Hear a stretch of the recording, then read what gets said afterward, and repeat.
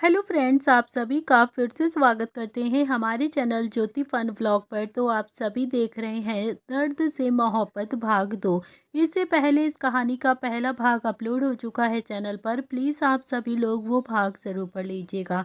तो आप सबने अब तक पढ़ा था, किट्टू ने रोते रोते पूरे हॉल की सफाई की। फिर उसके बाद उसने पूरे घर के पर्दे, बेडशीट को निकाल कर सभी को धोने के लिए बाथरूम में रख दिया। इधर रुद्र जब सोकर उठा, वो नीचे हॉल में आया।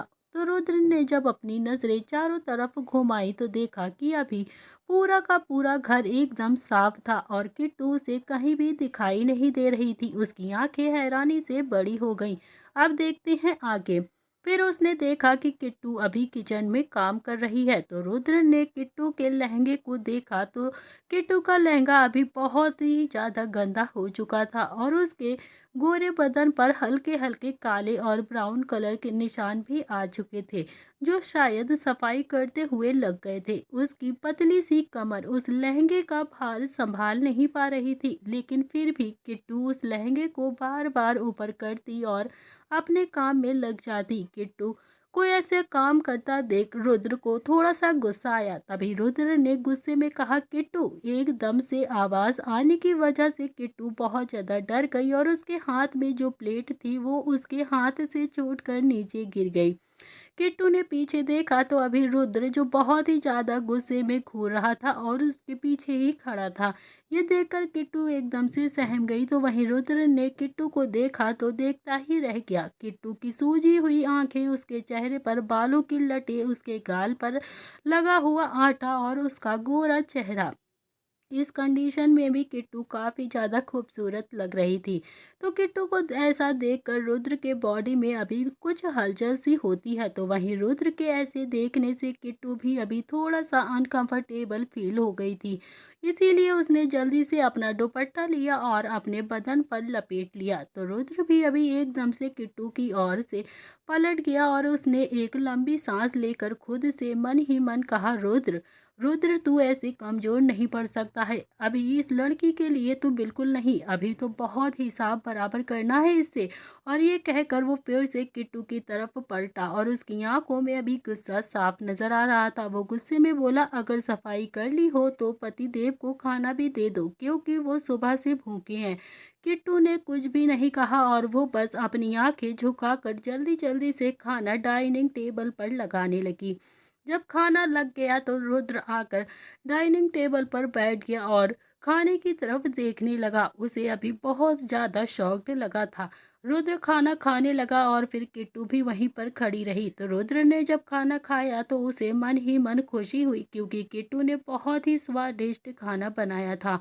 रुद्र ने किट्टू की तरफ देखकर कहा कि तुम भी खाना खा लो। रुद्र ने जब किट्टू से कहा कि तुम भी खाना खा लो तो किट्टू रुद्र के पास बैठने लगी। तो तभी रुद्र ने गुस्से से उससे कहा कि तुम्हारी इतनी औकात नहीं है कि तुम मेरे पास आकर बैठ सको, समझी? और मेरे सामने खाना खाओ। इसीलिए तुम जाओ, जाकर जमीन में नीचे बैठकर खाना खाओ और कभी ऐसी गलती मत करना। यह सुनकर किट्टू ने एक प्लेट ली और फिर उसमें थोड़ा सा खाना ले लिया और तभी रुद्र को खांसी आ गई। तो किट्टू ने देखा और डाइनिंग टेबल पर पानी नहीं था। तो किट्टू जल्दी से किचन में चली गई और वहां से पानी लेकर आ गई। तो उसने रुद्र को अभी पानी दिया और फिर उसकी पीठ को थपथपाने लगी। लेकिन किट्टू ने जब रुद्र की पीठ थपथपाई तो उसे कहीं ना कहीं अच्छा सा फील हो रहा था, लेकिन फिर भी उसने अपने इमोशंस को साइड में रखते हुए गुस्से में चिल्लाते हुए किट्टू की तरफ देखकर कहा कि पहले तो डाइनिंग टेबल पर पानी नहीं रखती हो और ऊपर से फिर अच्छा बनने का नाटक कर रही हो। मैं तुम जैसी लड़कियों को अच्छे से जानता हूँ, समझी? मैं जानता हूँ कि तुम बाप बेटी बिल्कुल भी अच्छे नहीं हो और तुम्हें तो बस नाटक करना आता है। ये कहकर रुद्र ने किट्टू का हाथ जोर से पकड़ा और उसे झटक दिया। तो किट्टू ने भी अभी मन उदास करके डाइनिंग टेबल से अपनी प्लेट उठाई और जाकर जमीन में किचन की फर्श पर बैठकर खाना खाने लगी। तो किट्टू की आंखों से अभी लगातार पानी बह रहा था। उसे तो अपनी किस्मत पर रोना आ रहा था और किट्टू भी अभी बेमन से ही खाना खा रही थी। उसने 2 दिन से ठीक से कुछ भी नहीं खाया था और खाना खाने के बाद थोड़ी सी थकावट की वजह से किट्टू किचन के फर्श पर ही सो गई। फर्श काफ़ी ज़्यादा ठंडी थी, जिसकी वजह से किट्टू को अभी ठंडी लग रही थी, लेकिन थकावट होने की वजह से उसके अंदर अभी इतनी हिम्मत नहीं थी कि वो बेडरूम तक जाए। और रुद्र आज पूरे दिन से सोया हुआ था, इसीलिए उसे रात को अभी नींद भी नहीं आ रही थी। उसे तो बस बार बार किट्टू का ही ख्याल आ रहा था। वो हॉल में अपने मोबाइल को हाथ में लेकर चक्कर काट रहा था, तभी उसके मन से एक आवाज़ आई, रुद्र एक बार किट्टू को देख तो ले कि वो कहाँ पर है और क्या कर रही है। रुद्र ने पूरा घर देख लिया, लेकिन उसे अभी किट्टू कहीं भी नहीं मिली। तभी उसे थोड़ा गुस्सा आया। रुद्र ने लास्ट में किचन की तरफ उसे जाता हुआ देखा तो उसकी नज़र पड़ी, वो फर्श से हल्का सा लहंगा दिखाई दे रहा था। रुद्र ने ना चाहते हुए वह भागते हुए किट्टू के पास गया और उसने देखा तो किट्टू वहां पर ऑलमोस्ट बेहोश पड़ी हुई थी। तो किट्टू को बहुत ज़्यादा ठंड लग रही थी। रुद्र ने एक सेकंड गवाए बिना किट्टू को अपनी गोद में उठा लिया और उसे लेकर सीधा बेडरूम में आ गया। रुद्र ने किट्टू को अभी जल्दी से ब्लैंकेट से कवर किया और उसके मासूम से चेहरे को अपने हाथों में भरकर कहा, किट्टू किट्टू मत मत सहो मेरा टॉर्चर और वापस चली जाओ यहाँ से अपने बाप के पास। मैं तुम्हें दर्द के सिवा कुछ भी नहीं दूंगा। मैं जानता हूँ इस सब में तुम्हारी कोई भी गलती नहीं है, लेकिन तुम्हें तकलीफ होगी, तभी तुम्हारे बाप को भी तकलीफ होगी। चली जाओ मेरी जिंदगी से। तुम मुझे नहीं बदल सकती, क्योंकि मैं किसी भी हालत में सोमनाथ राठौर से बदला लेकर ही रहूंगा और उसे मैं किसी कीमत पर नहीं छोड़ूंगा। और उसके लिए अगर मुझे तुम्हारी अच्छाई भी कुचलनी पड़े ना, तो मैं वो भी कुचल दूंगा। इसीलिए कह रहा हूँ, प्लीज चली जाओ मेरी जिंदगी से। रुद्र किट्टू को देखकर अपने आप को कमजोर महसूस कर रहा था, लेकिन अगले ही पल उसने खुद को फिर मिरर में देखकर कहा कि मैं कमजोर बिल्कुल नहीं पड़ सकता किट्टू, तुम्हें मेरा टॉर्चर सहना ही पड़ेगा। और हाँ, तब तक जब तक तुम खुद अपनी मर्जी से सोमनाथ राठौड़ के पास नहीं चली जाती, मुझे तलाक नहीं मांग लेती, मैं अपने आप तुम्हें कभी तलाक नहीं दूंगा। तुम्हें अपने आप अपने बाप के पास जाना ही होगा, तब तक मेरा बदला नहीं पूरा होगा। कुछ देर किट्टू को निहारने के बाद रुद्र भी अपने कमरे में आकर सो गया। और अगले दिन जब किट्टू थोड़ा सा उठने को हुई तो उसने अपने आप को बेडरूम में पाया और वो सोचने लगी कि वो बेडरूम में कैसे आई और उसे कौन लेकर आया। तभी रुद्र रूम में आया और किट्टू को देखकर बोला, ज्यादा खुश मत हो तुम, कल तुम ऑलमोस्ट बेहोश हो गई थी, इसीलिए मैं तुम्हें यहाँ पर लेकर आया था। और हाँ, अब जल्दी से फ्रेश होकर मेरे लिए खाना बनाओ और कल का रूटीन फॉलो करो, समझी? तुम जो जो काम तुमने कल किए थे ना, आज भी तुम्हें वही काम करने हैं, समझ गई ना? ये कहकर रुद्र वहां से सीधा बाहर की तरफ चला गया। तो किट्टू अभी बस रुद्र की बात सुनकर हाँ में अपना सिर हिला देती है और फिर थोड़ी देर के बाद किट्टू तैयार होकर कमरे से बाहर जाने लगी। तो अभी रुद्र से वो टकरा ही गई थी, तो रुद्र ने किट्टू को देखा तो उसे देखता ही रह गया, क्योंकि किट्टू ने अभी हॉट पिंक कलर की साड़ी पहन रखी थी और मैचिंग लिपस्टिक, हाथों में चूड़ियां, कानों में बालियां और खुले बाल, हल्का सा मेकअप। किट्टू इस वक्त किसी राजकुमारी से कम नहीं लग रही थी। तो कोई भी अभी उसे देखता तो बस देखता ही रह जाता। और इसी तरह से रुद्र भी अभी उसके नज़रों में खोया था। कुछ ऐसा ही हाल अभी रुद्र का हो चुका था और उसकी नज़र तो किट्टू से हट ही नहीं रही थी। और कुछ ही देर में रुद्र जो अब अपने होश में आया और किट्टू की तरफ से एकदम से पलट गया, तो रुद्र के चेहरे पर अभी हल्की सी स्माइल आ चुकी थी, जिसे रुद्र कंट्रोल करने की कोशिश कर रहा था, पर फिर भी वो कंट्रोल नहीं कर पा रहा था। तभी उसने मन ही मन कहा कि ये सोमनाथ राठौड़ के पास जाने से पहले मुझे पागल करके ही जाएगी।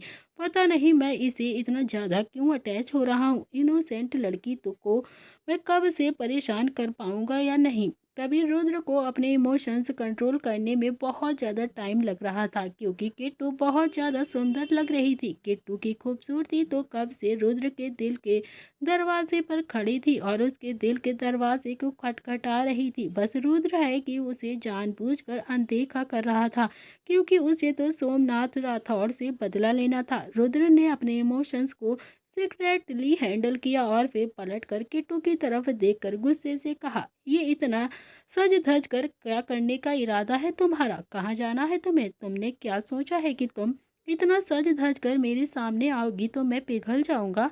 यही चाल है ना तुम्हारी? अगर कुछ ऐसा ही सोच रही हो ना तो उसे अपने दिमाग से अभी के अभी निकाल दो, समझी तुम? क्योंकि मैं तुम्हें देखकर बिल्कुल भी नहीं पिघलने वाला, क्योंकि मेरे दिल में जो तुम्हारे लिए है वो हमेशा ऐसे ही रहेगा। अब जल्दी से सिंपल से कपड़े पहनो और हाँ, अपने काम पर लग जाओ। और हाँ, आज के बाद ये मेकअप मत करना, लिपस्टिक तो बिल्कुल भी मत लगाना, मेरे सामने तो बिल्कुल भी नहीं। तो रुद्र की बात सुनकर किट्टू ने भी जल्दी से अपना सिर हाँ में हिलाया और अपनी गर्दन हिलाकर वहां से जाने लगी। किट्टू ने अपने कपड़े चेंज किए और फिर से अपने काम में लग गई। किट्टू ने फिर से घर का सारा काम किया, नाश्ता बनाया और फिर डाइनिंग टेबल पर नाश्ता लगा दिया। तो अभी रुद्र खाना खाने के बाद जब ऑफिस जाने लगा तो उसने किट्टू को अपने पास बुलाकर कहा कि मुझे मेरे शूज पहनाओ, जल्दी से लाकर, मुझे लेट हो रहा है। तो किट्टू ने बिना किसी हरेसमेंट के कुछ भी नहीं कहा और रुद्र को उसके शूज पहना दिए। तो रुद्र ने अभी किट्टू की तरफ देखकर कहा कि आज के बाद मुझे कहना ना पड़े, तुम अपनी मर्जी से ये सारे काम कर दिया करो। जब भी मैं ऑफिस जाऊं और ऑफिस से आऊं तो तुम्हें मेरे शूज पहनाने हैं और उतारने हैं, समझ गई ना? किट्टू ने हाँ में अपनी गर्दन हिला दी और उसके बाद रुद्र ऑफिस के लिए निकल जाता है। इधर प्रताप इंडस्ट्री में इस वक्त ऑफिस में निहाल ने नोटिस किया तो रुद्र के चेहरे पर अभी हल्की हल्की सी स्माइल थी जो कभी कभी दिखाई दिया करती थी। ना चाहते हुए भी वो रुद्र की आंखों में किट्टू का खूबसूरत सा चेहरा घूम रहा था। आज पहली बार रुद्र को ऐसा किसी ने महसूस किया था। निहाल ने रुद्र को देखकर कहा, क्या बात है यार, लगता है किट्टू भाभी की खूबसूरती का असर हो रहा है तुम पर। मुझे लगता है कि शायद उन्हीं का ख्याल है तुम्हारे दिल में। तो गुस्से से रुद्र ने कहा, शट अप निहाल, काम पर ध्यान दो, मेरी मुस्कुराहट पर नहीं, समझे? रुद्र जब ऑफिस से अपने फार्म हाउस पर गया था तो उसके साथ अभी निहाल और नील दोनों थे। नील रुद्र का बॉडीगार्ड था और एक 29 साल का लड़का था। उसकी हाइट 6 फुट की थी, तो वहीं उसका रंग गेहुआ कलर का था और हीरो से पर्सनैलिटी थी। नील की पर्सनैलिटी ऐसी थी कि कोई भी उसे देखकर एकदम से अट्रैक्ट हो ही जाता था। तभी तीनों आकर हॉल में बैठ जाते हैं और इधर रुद्र ने किट्टू की तरफ देखा जो अभी डाइनिंग टेबल पर खाना लगा रही थी। तो रुद्र ने अभी गुस्से में चिल्लाकर कहा, किट्टू। किट्टू एकदम से सहम जाती है और फिर रुद्र ने किट्टू को हाथों की तरफ इशारा किया और उसके शूज खोल देने के लिए बोला। तो किट्टू जल्दी से आई और उसने रुद्र के शूज खोल दिए और रख दिए साइड में। फिर वो वापस से किचन में जाकर काम करने लगी। तो निहाल और नील अभी दोनों ही ये देखकर काफी ज्यादा हैरान थे कि ऐसा कैसे कर सकता है रुद्र। तो निहाल और नील दोनों को ये बात बिल्कुल पसंद नहीं आई और वो एक दूसरे को हैरानी से देख कर रहे थे। दोनों को इस वक्त रुद्र पर बहुत ज़्यादा गुस्सा आ रहा था, लेकिन फिर भी ये दोनों चुप रहे थे। थोड़ी देर में तीनों ही फिर फ्रेश होकर डाइनिंग टेबल पर आकर खाना खाने के लिए बैठे। तो निहाल ने अभी किट्टू की तरफ देख कर कहा, किट्टू भाभी, आप भी बैठ जाओ ना और खाना खा लो हमारे साथ। तो किट्टू ने अभी धीरे से डरते डरते रुद्र को देखा। तो रुद्र ने कहा, कोई ज़रूरत नहीं है, जैसे रोज खाती हो वैसे ही खाओगी तुम।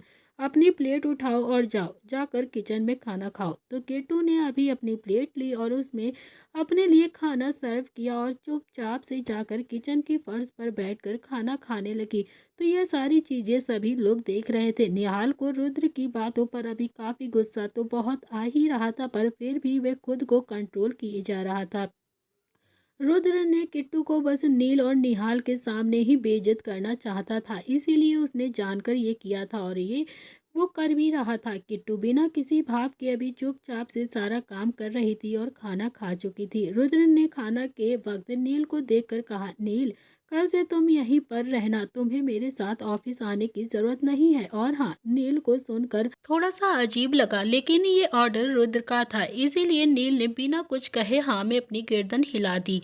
तो रुद्र का भी फार्म हाउस शहर से बहुत ज़्यादा दूर पर था, तो वहाँ पर अभी किट्टू और वॉचमैन ही रहा करते थे। इसीलिए रुद्र को एक ऐसे शख्स की ज़रूरत थी जो अभी किट्टू को प्रोटेक्ट कर सके, और इसीलिए उसने नील को वहाँ पर रहने के लिए कहा था। और इधर खाना खाने के बाद निहाल वहाँ से सीधा चला गया और नील भी सोफे पर आकर कुछ काम करने लगता है। तो रुद्र भी अभी खाना खाने के बाद सीधा अपने कमरे में चला गया था। तभी नील जो अभी सोफे पर बैठकर काम कर रहा था, उसकी नजर अचानक से कात्यानी पर गई जो अभी तक कब से काम ही किए जा रही थी। फिर उसने अपना काम पूरा किया और सीधा अपने कमरे की तरफ चली गई।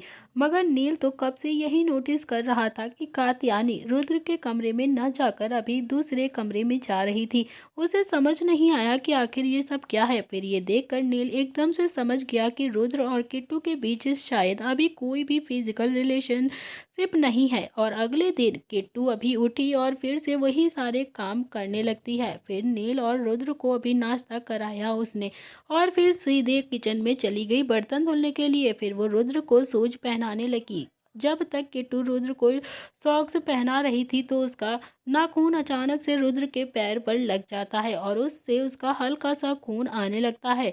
तो किट्टू ने अभी बिना देरी किए अपने होंठ रुद्र के पैर पर रख दिए ताकि रुद्र को दर्द ना हो। और जैसे ही किट्टू के होंठ ने रुद्र के पैरों को छुआ तो उसकी बॉडी में एकदम से हलचल होने लगी और उसकी धड़कनें तेज हो गई। तो किट्टू ने अभी थोड़ी देर बाद अपने होंठ रुद्र के पैर से हटा लिए और फिर जल्दी से कमरे में जाकर एक क्रीम लेकर आई और उस क्रीम को रुद्र के पैर पर लगाकर उसे शूज पहना दिए।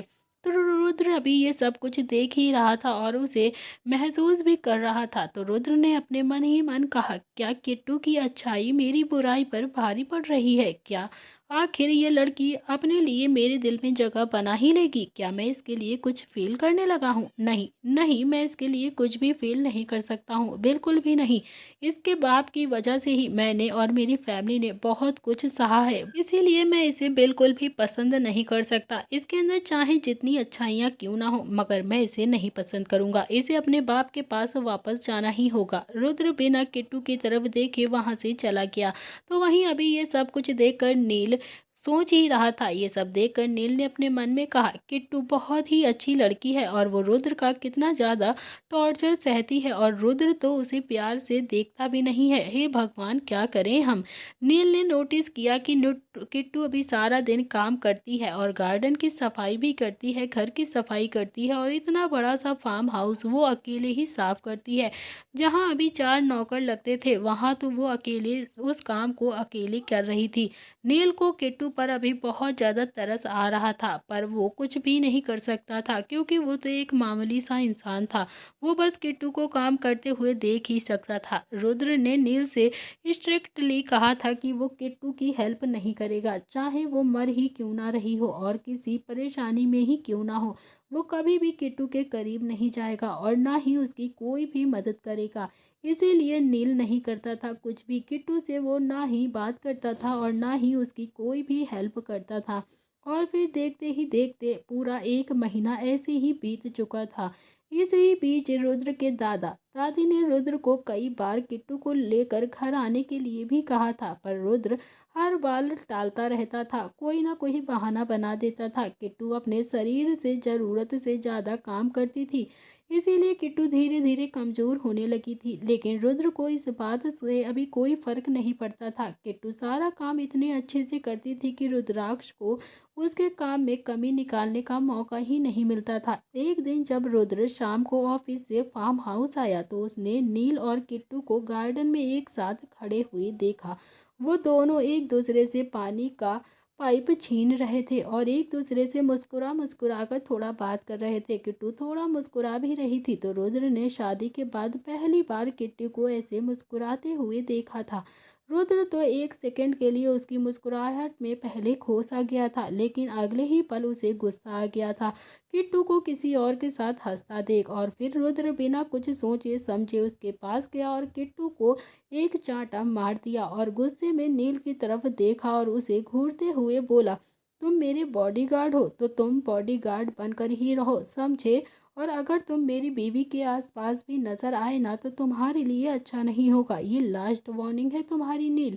रुद्र को कुछ बताना चाहता था नील, लेकिन रुद्र की बात सुनकर उसने अपनी नजरें नीचे कर ली और वो चुपचाप से गार्डन की दूसरी तरफ चला गया। तो रुद्र ने अभी गुस्से में किट्टू की बाजुओं को पकड़ा और उसे उठाया और लगभग घसीटते हुए हॉल में लेकर जाने लगा। फिर उसने किट्टू को ढकेलते हुए कहा, मैंने तुम्हें मुंह नहीं लगाया तो तुम नील को बहकाने लगी अपने लिए?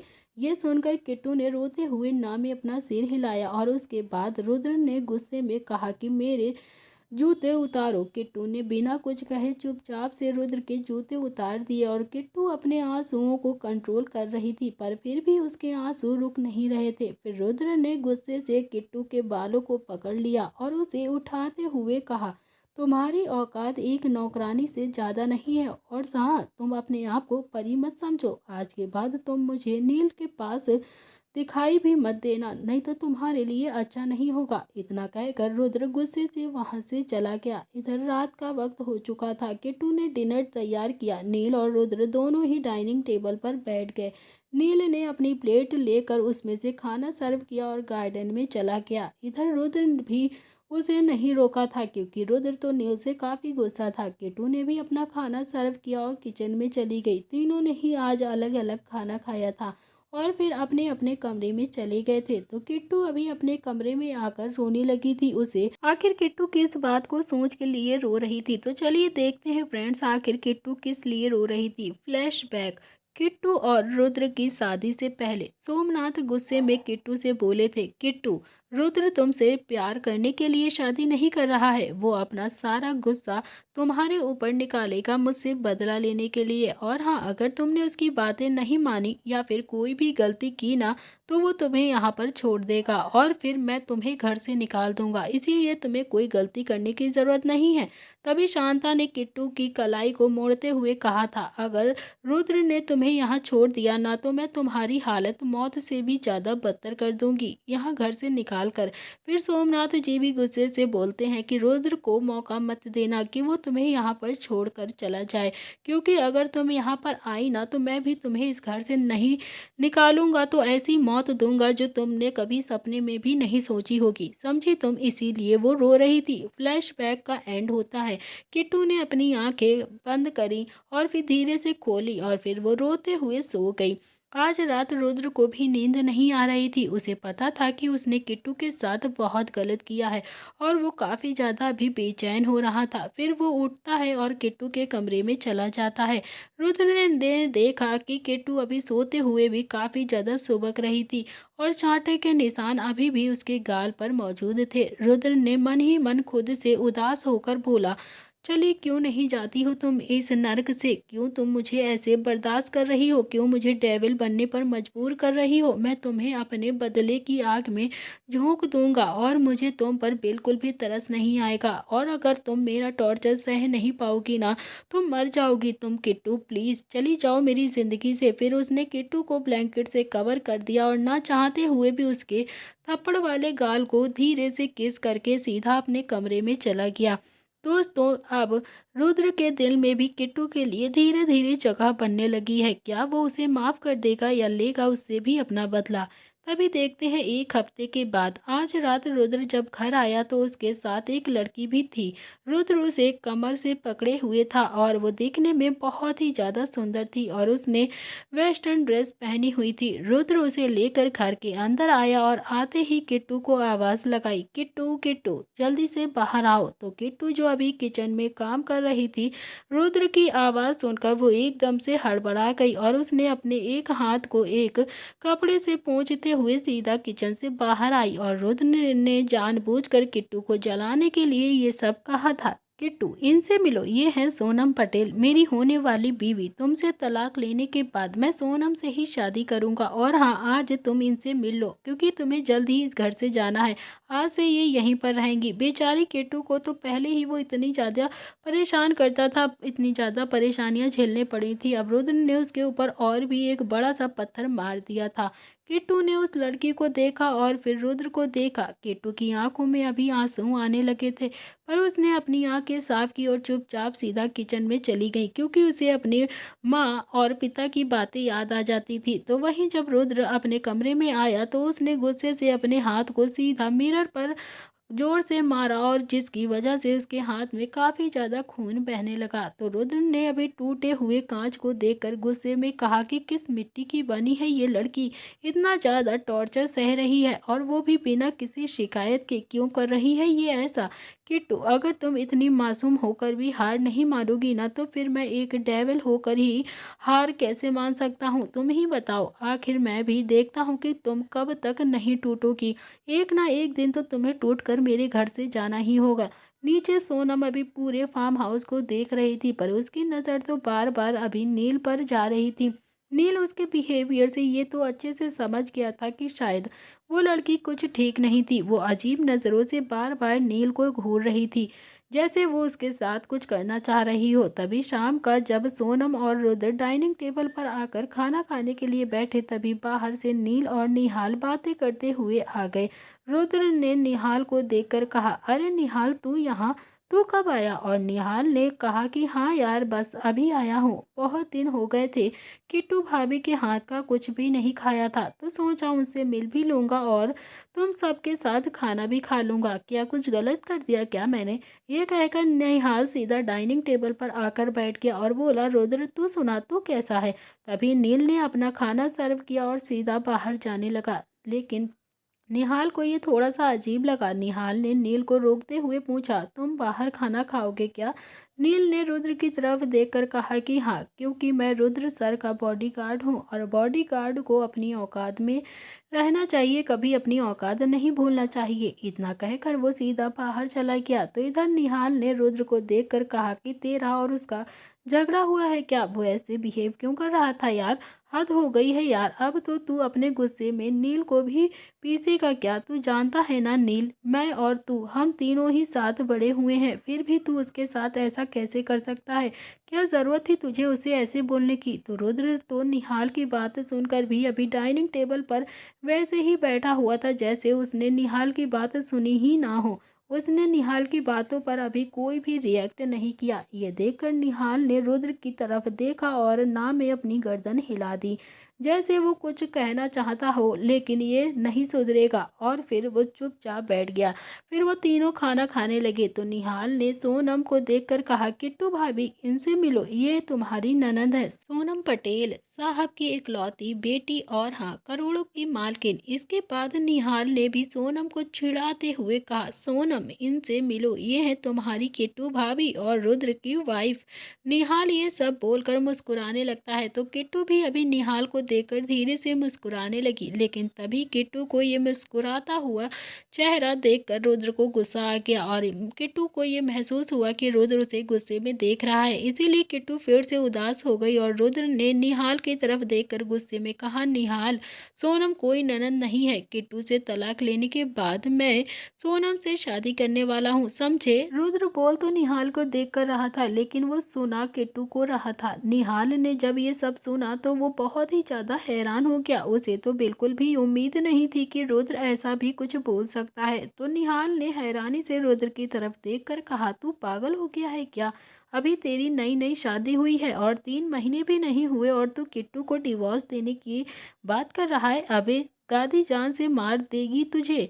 और हाँ, रुद्र ने फिर दांत पीसते हुए कहा, हाँ, मैं किट्टू को डिवोर्स देने वाला हूँ और अब मुझे इस बारे में और कोई भी बात नहीं करनी है। तो वहीं अभी ये सब सुनकर किट्टू ने अपना खाना सर्व किया और सीधा किचन में चली गई। थोड़ी देर में ही रुद्र और सोनम खाना खाकर उठे और सीधा अपने कमरे की तरफ चल दिए। लेकिन जैसे ही सोनम रुद्र के कमरे में जाने लगी तो निहाल चिल्लाकर बोला, तू क्या सुहागरात भी आज ही मनाएगा क्या? या फिर तलाक होने का इंतजार भी करेगा? तुझे शर्म नहीं आती क्या? तू इसे अपने कमरे में कैसे ले जा सकता है? तो निहाल ने अभी ये बात बहुत ही गुस्से में कही थी और रुद्र को तो ये पता भी नहीं था कि सोनम उसके पीछे पीछे उसके कमरे में आ रही है। तो सोनम को अपने पीछा आता देख रुद्र रुक गया और फिर पलटकर सोनम से गुस्से में बोलता है कि सोनम, तुम मेरे कमरे में क्यों आ रही हो? सोनम ने कहा, रुद्र, हम दोनों जल्द ही शादी करने वाले हैं और मुझे कोई प्रॉब्लम नहीं है तुम्हारे साथ बेड शेयर करने में, तो फिर मैं तुम्हारे साथ सो नहीं सकती क्या? ये सुनकर रुद्र गुस्से में बोला, लेकिन मुझे प्रॉब्लम है, समझी? तुम दूसरे कमरे में रहोगी, यहाँ नहीं रहोगी मेरे साथ। ये सुनकर सोनम अपने पैर पटकते हुए सीधा गुस्से से वहां से चली गई। तो वहीं अभी रुद्र की ऐसी हरकत से निहाल अभी भी थोड़ा गुस्से में उसे देख रहा था। उसने किट्टू को देखा जो अभी किचन को साफ कर रही थी। तो निहाल किट्टू के पास गया और उससे बोला, किट्टू भाभी, तुम यह सब कुछ देख कैसे रही हो? क्या तुम्हें तकलीफ नहीं होती? कम से कम रुद्र से पूछो तो सही कि वो तुम्हें तलाक क्यों देना चाहता है। आपने सवालों के जवाब पूछना तुम्हारा हक है। लेकिन किट्टू तो जैसे निहाल की बात सुन ही नहीं रही थी, वो तो बस चुपचाप अपना काम करती रही। निहाल ने फिर से किट्टू से कहा, किट्टू भाभी एक बार मेरी तरफ देखो तो सही। तो किट्टू ने अपनी आंखें उठाकर निहाल को देखा तो अभी उसकी आंखों में बेशुमार आंसू थे जो कोई भी देखकर पहचान सकता था। निहाल किट्टू को इस हालत में देखकर कुछ भी नहीं बोल पाया और चुपचाप वहां से चला गया। तो निहाल अभी गुस्से से सीधा गार्डन में आ गया था। वहां जाकर खड़ा होकर वो कुछ सोचने लगा। जो मेरी नहीं मानता, दादी की नहीं मानता, दादू की नहीं मानता, वो इस मासूम सी बच्ची का क्या मानेगा। मैं भी पागल ही हूँ जो इससे पूछ रहा था। किट्टू बेचारी, क्या करूँ मैं इसके लिए, इतनी मासूम सी बच्ची है। तो क्या फ्रेंड्स, रुद्र का ऐसा बिहेवियर देखकर अब क्या करेगी किट्टू? क्या वो चली जाएगी रुद्र को हमेशा के लिए छोड़कर, या फिर वो उसी के साथ रहेगी और ऐसे ही सहती रहेगी उसका टॉर्चर? तो दोस्तों, ये सब जानने के लिए आपको देखना पड़ेगा इस कहानी का अगला भाग। आपको ये कहानी कैसी लग रही है प्लीज़ कमेंट बॉक्स में ज़रूर बताइएगा। अगर आपको कहानी पसंद आए तो लाइक शेयर सब्सक्राइब ज़रूर करना। आज के लिए इतना ही। Thank you.